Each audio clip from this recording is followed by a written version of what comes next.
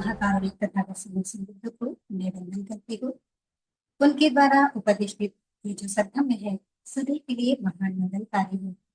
उस सद्धम्म को मैं वंदन करती हूँ और इस सद्धम्म पर चलने वाला जो संघ है उस संघ को मैं वंदन करती हूँ।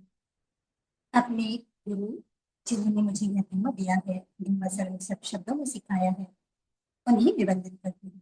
आप सभी के प्रति बहुत बहुत वंदन करती हूँ और आज की ये जो धम्म देशना है वो शुरुआत करते हैं। तो आज हम जिन अरहंत थ्योरी के बारे में जानेंगे, यह तेरी गाथा में 76 निपातों में आता है, जिसमें है 7वीं गाथा है। यह गाथा गुप्ता थ्योरी के बारे में है। तो आज जानते हैं कि ये जो गुप्ता थ्योरी थी किस प्रकार से अपने जो वर्णन करती है, अपने जीवन में जो भी घटना हुई है उसको वर्णन करती है। तो बहुत सी संक्षिप्त ऐसी ये गाथा है। 6 छोटे छोटे जो गाथा है उसमें ये है, इसीलिए इसे चक्कर निपात में आई है। इनके बारे में, ये जो अरहंत देवी है इनके बारे में उनके पूर्व काल में या फिर पूर्व जीवन के बारे में कुछ भी इस गाथा में नहीं कहा गया है। साथ साथ में इस अंतिम जीवन के जो प्रवक्ता का जो पूर्व जीवन है उसके बारे में भी कुछ भी बताया नहीं गया है।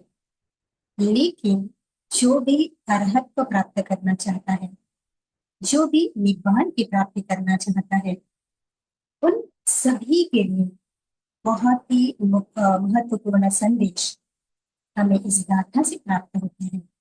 तो जो भी चाहते हैं कि मुझे निर्वाण की प्राप्ति हो, तो किस प्रकार से वो निर्वाण प्राप्त कर सकते हैं, इस बारे में बहुत ही सुंदर वर्णन, बहुत ही महत्वपूर्ण वर्णन इस तेरी गाथा में है। तो जानते हैं पूजनीय अरहंत थेरी गुप्ता के बारे में। तो ये जो अरहंत थेरी गुप्ता है, यहाँ कहती है, गुप्ते यदर्थं पपचा हित्वा उत्तम वसुपिया तमेव अनुगृहे मां चित्तस वत्संगम। क्या कहती है? बुद्धे यदर्थं पपचा, तो हे गुप्ता, ये संवाद है। ये संवाद किनके बारे में हो रहा है ये भी बताया नहीं गया है, लेकिन जिस प्रकार से बताया है तो जरूर ये भगवान होंगे या भगवान ने ये जो देशना दी है उनके बारे में ये हो सकता है कि उनका संवाद इस गाथा में आया है। तो कहते हैं, बुद्धे यथा पवच्चा, बुद्धि तुमने जो प्रवज्जा पवज्जा इस बुद्ध शासन में प्रवज्जा ग्रहण की है, हित्वा पुत्रं वसुप्रियं, तो ये प्रवज्जा तुमने ली है तो क्या किया है, तुमने अपना हित छोड़ा है। जो भी इस बुद्ध शासन में प्रवचित होते हैं वो अपना हित कौन सा, जो भौतिक हित है, जो भी इस जीवन में हम कहते हैं कि सांसारिक जीवन में उसका जो भी अच्छा लगने वाली बातें हैं, हित सुख है, उसको तुमने छोड़ दिया है। उत्तम, अपने पुत्रों को भी छोड़ दिया है। वस्तु प्रिय, और जो वस्तुएं हैं, धन संपत्ति है, प्रिय वस्तुएं है, उपभोग की वस्तु है, उन्हें भी तुमने छोड़ दिया है। तमेव अनुगृहेहि मां चित्तस्य वत्सगान, इसीलिए मैं कहता हूँ कि तुम इस मन के वश में मत जाओ। देखिए कितना सुंदर सा उपदेश है। जो भी इस बुद्ध शासन में प्रवचित होता है तो उसे अपनी बहुत सारी बातें छोड़नी पड़ती है। जो भी गृहस्थ जीवन की बातें हैं तो छोड़नी पड़ती है। तो क्या क्या छोड़ता है? अपना परिवार, जो भी धन संपत्ति है, जो भी भौतिक सुख है, उसे भी छोड़ना पड़ता है। जो भी पुत्र है या फिर जो भी परिवार है, उस परिवार को भी छोड़ना पड़ता है, क्योंकि अभी उनके पास में वो वापस नहीं जाके रह सकते हैं, तो उनको छोड़ना पड़ता है। साथ ही साथ में जो बाल है उसे भी छोड़ना पड़ता है। जो सौंदर्य का जो मुख्य स्त्रियों के लिए जो सौंदर्य की सबसे महत्वपूर्ण ये चीज होती है, उन बालों को भी उन्हें त्यागना पड़ता है। साथ ही साथ जो गृहस्थी जीवन के बहुत ही सुंदर से वस्त्र हैं, उन वस्त्रों को भी त्यागना पड़ता है। और जिस नाम के सहारे, जिस पहचान के सहारे उन्होंने अपना जो गृहस्थ जीवन है वो जिया है, उसे भी छोड़ना पड़ता है। इतना सब कुछ छोड़ के कोई व्यक्ति जब इस बुद्ध शासन में प्रवचित होता है तो उसका केवल एक ही उद्देश्य होता है, और वो है निब्बान का साक्षात्कार करने के लिए। इस निब्बान का, सभी दुख से मुक्ति का और परम सुख का साक्षात्कार करने के लिए, इस जीवन चक्र से मुक्ति के लिए यह प्रवचन ग्रहण की जाती है। तो क्या कहते हैं कि आपने तो ये सब कुछ छोड़ दिया है, और इतना सब कुछ छोड़ने के बाद भी अगर आप अपने चित्त के वश में जाते हैं तो ये सही नहीं है। चित्तेन वंचिता सत्ता मारस विषये रता अनेक जाति संसार संधावंती अविद्वसु। तो क्या कहते हैं कि इस चित्त के जो वश में आता है,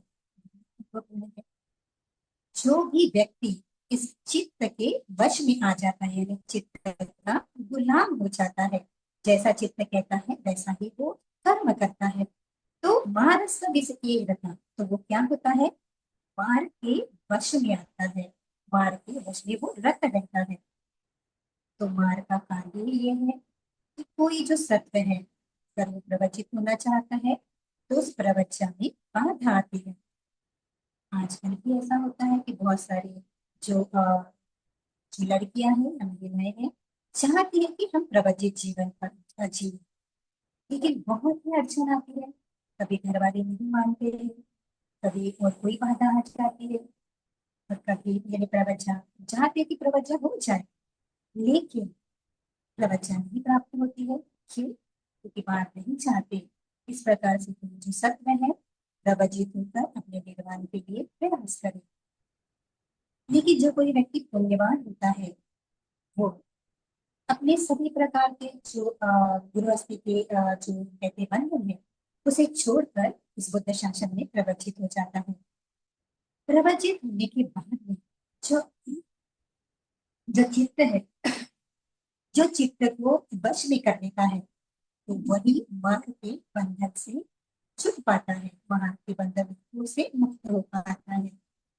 लेकिन जो व्यक्ति अपने चित्त के अधीन होता है, जैसे उसका चित्त चाहे वैसे ही प्रकार से वो कार्य करता है, तो भगवान कहते हैं कि वो व्यक्ति कभी भी मार्ग के बंधन से मुक्त नहीं हो सकता।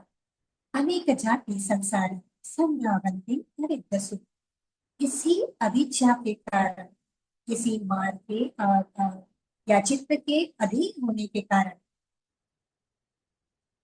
हमने अभी तक न जाने कितने ही जाति या कितने ही जन्म मृत्यु के संसार में हम इसी प्रकार से भटके आए।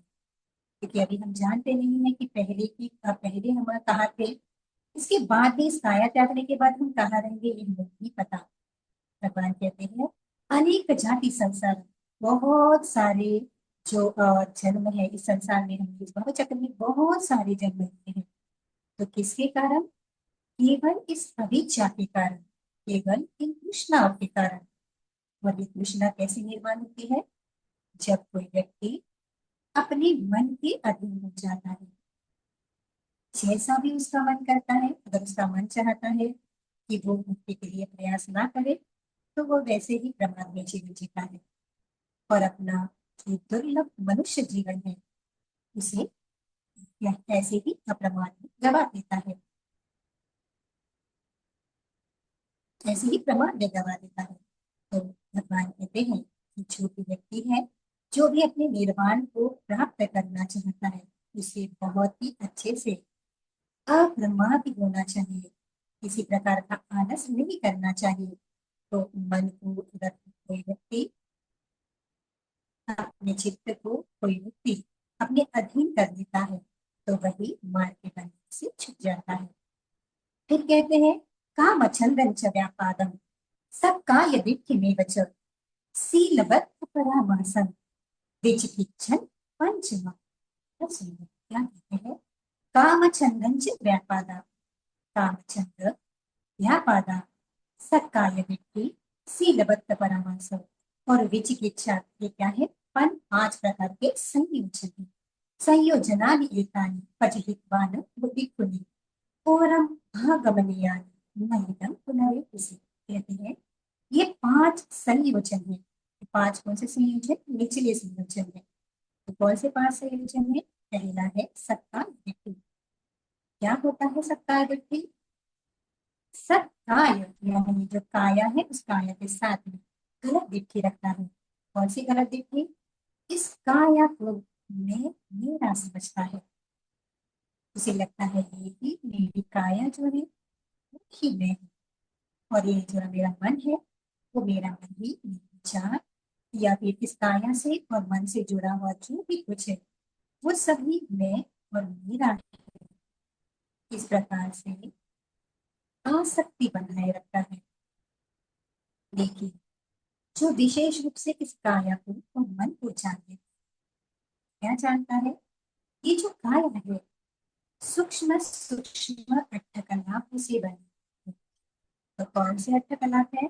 4 महाधातु जो है, पृथ्वी, आप, तेज और वायु, और साथ साथ में 4 जो है विषय रूप है, तंत्र, रूप, तंत्र, रस और ओज।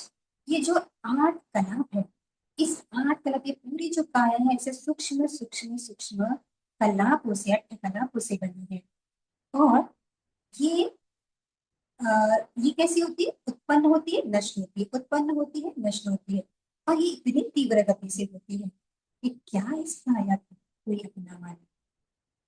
फिर लगता है ये मन मेरा है, ये चित्त मेरा है। तो जानते हैं ये चित्त भी निर्माण होता है, उसकी स्थिति होती है और नष्ट होता है।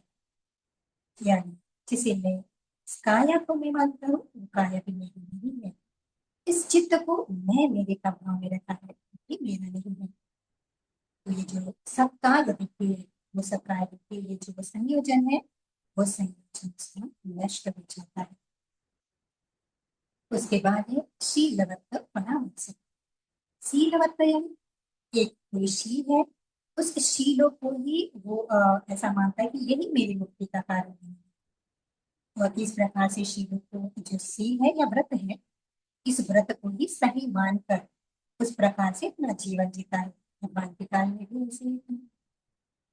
कोई व्यक्ति यज्ञ करता है और सोचता है कि ये यज्ञ करने से ही मुझे मुक्ति मिल जाएगी।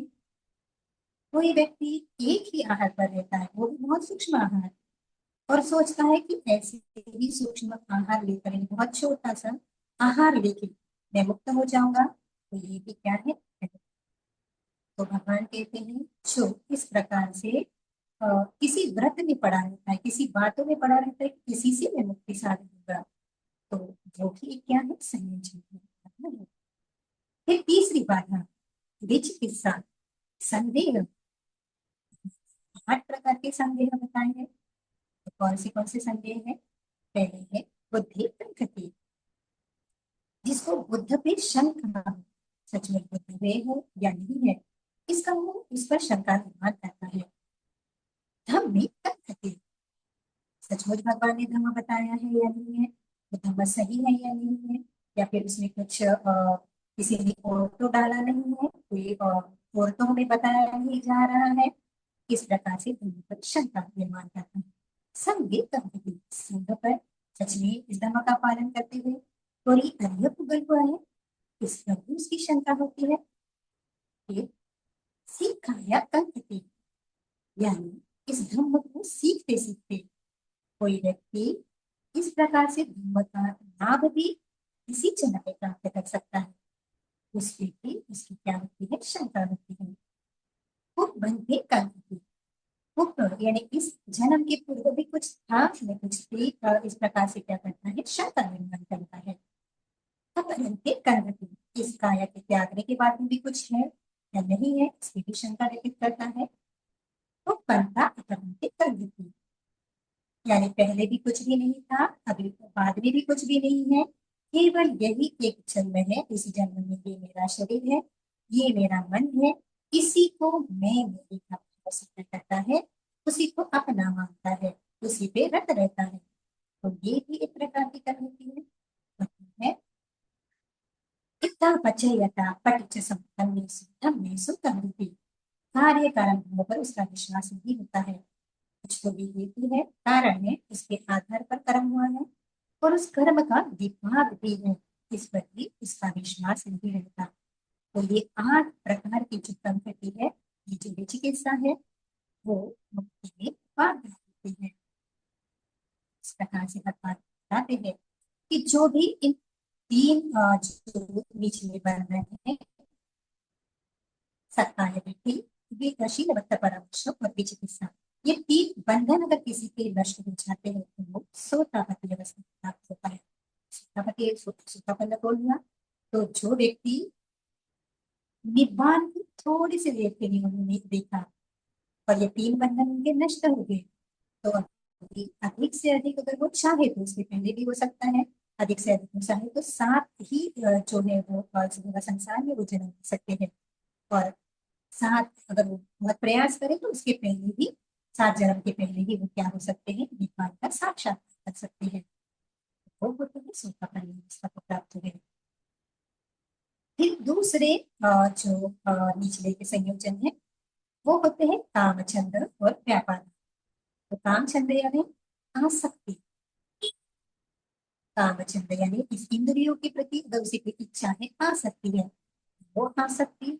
और व्यापार यानी तीव्र जो द्वेष है, क्रोध है, इस प्रकार से पटिक है, तो ये होता है व्यापार। तो कामचंद और व्यापार, ये दो जो संयोजन जिसके कम वेग, यानी जिसे हम कहते हैं कि 2 प्रकार के होते हैं, उराड़िक होते हैं, उराड़िक यानी ऊपर ऊपर के, और एक होता है गर्भ यानी वो जो नीचे के, गर्भ के लिए पहाड़ी वाले। तो जो ऊपर ऊपर के संयोजन, ये कामचंद और व्यापार जिनके नष्ट हो जाते हैं, वो होते हैं सकदागामी। और जो कामचंद्र और व्यापादा जो भारी है, गरुड़, गरुड़ यानी बहुत भारी है, शेष बचे हैं। तो जो शेष बचे जो भारी कामचंद्र और व्यापादा है, वो जिनके नष्ट हो जाते हैं वो होते हैं अनागामी सत्व। ये 5 से जो पहले 3 सोतापति के कट जाते हैं, सोतापन्न अवस्था में कट जाते हैं। दूसरे 2 क्षीण उठ जाते हैं सकदागामी अवस्था में, कुछ कटते नहीं है पर ये क्षीण हो जाते हैं। और उसके बाद में पूरी तरह से नष्ट होते हैं अनागामी में कामचंदो व्यापार। और 5 जो ये कहते हैं कि इस प्रकार से जो संयोजन नष्ट कर देते हैं, पजा हितवान भिक्खुन, तो अगर भिक्खुनी कोई आप इस संयोजन को नष्ट कर देते हैं तो ओरम भागमनियानी ना यदम पुनरेविसी। तो कोई भी जो अपाय के जो 4 भूमियां हैं, उस अपाय के 4 भूमि में कोई भी ऐसे सत्व जो है जन्म नहीं लेते। तो सोतापति अवस्था को ही प्राप्त कर लेते हैं, उनके भी अपाय जो होते हैं वो नष्ट हो जाते हैं, वो अपाय के भूमि में फिर से जन्म नहीं लेते। और सकदागामी यानी एक ही भव लेते हैं, एक ही भूमि जो है वो नॉन रिटर्न, वो जो सकदागामी होते हैं एक ही भूमि लेते हैं, और जो अनागामी होते हैं वो जहाँ पे भी ढूंढ लेते हैं वहीं पे अनंत की अवस्था उनको प्राप्त करती है, उसी जीवन में अनंत की अवस्था को प्राप्त करती है। तो इस प्रकार से जो 5 जो ये बंधन है वो कट जाने से कोई जो व्यक्ति है वो फिर से इस दुख जीवन में वो बार बार नहीं आता। अनागामी है तो एक ही बार आएंगे, वही वो जीवन बहुत लंबा है। ये चाहे तो जो शुद्धावास होता है वहां पे शुद्धावास में वो अगर कोई अनागामी सत्व इस प्रकार से काया त्यागता है तो शुद्धावास भूमि में जाकर अरहंत की अवस्था प्राप्त कर सकते हैं। तो इस प्रकार से वो कहते हैं कि वो अपाय में नहीं पड़ती। रागम मानन अभिजंचन उद्धंचन विभज्य संयोजनानि चेतवानम दुख संति करिष्यासि। क्या कहते हैं? राग, मान और अविद्या, उद्धच्च, और ये जो राग मान और अविद्या है और उद्धच्च है, और साथ साथ में ये जो क्या होते हैं विभज्य, इनको जो कोई नष्ट कर देता है, ये संयोजनों को छेद देता है, नष्ट कर देता है। दुख संतन करिष्यासि, उसके जो दुख चक्र है संपूर्ण क्या हो जाते, नष्ट हो जाते हैं। तो ये 5 संयोजन होते हैं, वो ऊपर वाले संयोजन होते हैं जो अनागामी से अरहंत की अवस्था में करते हैं। अनागामी जो व्यक्ति हो गया है वो व्यक्ति इन 5 संयोजनों को पूर्ण ही अरहंत हो जाता है। तो कौन से 5 संयोजन है? पहले हाँ, राग में 2 आते हैं, एक आता है रूपराग और अरूपराग। रूपराग यानी भौतिक के प्रति किसी की अगर आसक्ति है, रूप के प्रति आसक्ति है, भौतिक वस्तुओं के प्रति आसक्ति है, तो वो कहा जाता है रूपराग। दूसरा है अरूपराग। अरूपराग यानी जो भौतिक वस्तु नहीं है लेकिन फिर भी उसके प्रति वो आसक्ति बनाए रखता है, तो उसी कहते हैं अरूपराग। हम कह सकते हैं कि एग्जाम्पल के तौर पर हम ले सकते हैं कि कोई व्यक्ति को रूपराग यानी किसी रूपा भूमि में जन्म लेकर वहीं पे आनंद की इच्छा होती है। और जो अरूपराग होता है वो दिखने वाली वस्तु नहीं है, कोई रूप नहीं है, लेकिन निब्बान के प्रति किसी आ सकते कि मुझे जल्दी से निब्बान चाहिए, इस प्रकार से भी क्या हो जाता है, ये सूक्ष्म लेवल पर ये जो होता है इस अरूपराग होता है। फिर है मान। मान ये अरहंत अवस्था में ही नष्ट होता है। सताए देती तो नष्ट होगी लेकिन फिर भी कहीं ना कहीं मैं मेरे का भाव है, मुझे निब्बान प्राप्त करना है, ये थोड़ा सा भी अगर भाव है तो मान पूरा है, वो जो है अनंत जब बनते हैं तभी उसी इसमें वो मार्ग पे ये जो मान है नष्ट हो जाता है। उसके बाद है उद्धच। उद्धच यानी बेचैनी। तो ये बेचैनी भी जब कोई व्यक्ति अरहंत होता है तभी ये बेचैनी नष्ट हो जाती है। तभी तक ये बेचैनी चाहे वो सत्तापन्न है, सकदागामी है, अनागामी है, बेचैनी रहती है। लेकिन जो अनंत हो जाता है उसे किसी प्रकार की बेचैनी या चंचलता नहीं रहती। और उसके बाद में अंत में जो संयोजन नष्ट होता है वो है अविद्या। अविद्या इसका अर्थ होता है कि अभी मैं वो जो व्यक्ति है पूरी तरह से ज्ञानी हो चुका है, जो भी कुछ जानना था उसने वो सब कुछ जान, जिसे जाना जा सकना बाकी है। संपूर्ण सत्य मैंने अनुभव किया है, साक्षात्कार किया है और जान लिया है कि इसके बाद अब मेरा कोई भी भगत नहीं है। अब फिर से मैं इस संसार दुख चक्र में नहीं आऊंगा। ये जो अविद्या है ये अविद्या नष्ट हो जाती है। और भगवान कहते हैं जो पටිච්ච समुप्पाद है, इस पටිච්ච समुप्पाद में इस अविद्या से ही भव चक्र का निर्माण होता है। और इस अविद्या को नष्ट करके ही कोई व्यक्ति इस संपूर्ण संसार को या दुख चक्र को नष्ट कर सकता है। तो ये अविद्या जो है ये संयोजन, ये बाधा सबसे अंतिम अवस्था में ही समाप्त होती है, नष्ट होती है। तभी कोई व्यक्ति अनंत हो जाता है। तो कहते हैं कि जो भी कहीं ये इस प्रकार से पांच संयोजन है, ऊपर में पांच संयोजन है, उसको नष्ट कर देते हैं तो ये फिर से दुख चक्र में नहीं आते, इस संसार चक्र में नहीं आते। तो कहते हैं खेपेत्वा जाति संसारं परिन्यायं पुनर्भवम् दिग्धेव धम्मिच्छता उपसन्ता चरिष्यति। क्या कहते हैं, खेपेत्वा जाति संसारं, तो जो भी इन संपूर्ण जो संयोजन है, 10 संयोजनों को नष्ट कर देता है, वो पुनर्भव के चक्र को बहुत अच्छे से समझ आता है, क्योंकि अभी विद्या नष्ट हो गई है। तो अविद्या के नष्ट होने से ये जो पूरा भव चक्र है, भव चक्र नष्ट हो गया है। तो इस भव चक्र को मेरी प्रकार से समझते हैं, इस जाति जन्म जन्म मरण के चक्र को बहुत अच्छे से समझते हैं।